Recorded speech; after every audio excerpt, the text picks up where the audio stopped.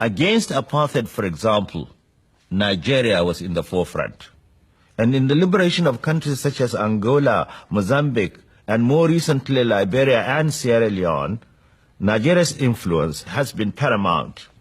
I recall with pride when the Nigerian delegation persuaded the Casablanca Bloc and the Monrovia Group to set up a continental organization. This was eventually to become the OAU. All this has won us the highest respect around the globe, which makes me proudest of all. But I believe Nigeria has still to realize its full potential, and the key to achieving that is to effectively communicate with each other, the rest of Africa, and indeed the world.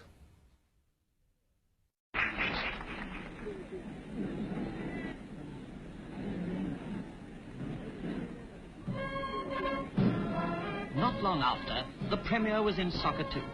He had flown there immediately after his speech at Lugard Hall, and now he inspected the native authority police before the start of a celebration Durbar.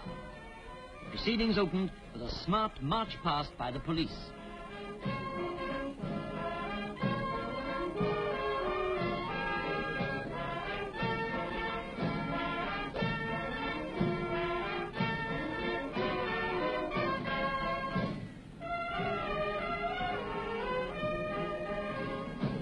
In both slow and fast time, they demonstrated that policemen know how to march on ceremonial occasions.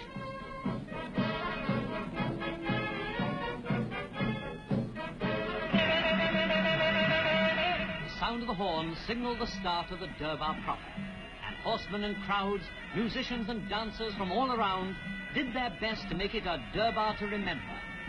The last rejoicing before the Salah which ends Ramadan.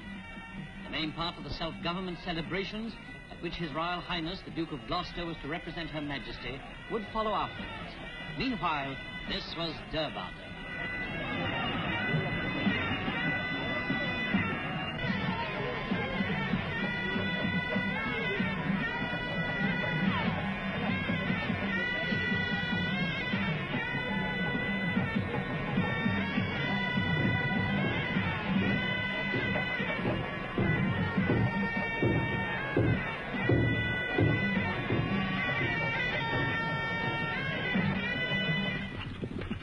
Horsemen paid tribute to the Sodana in their final spectacular jive.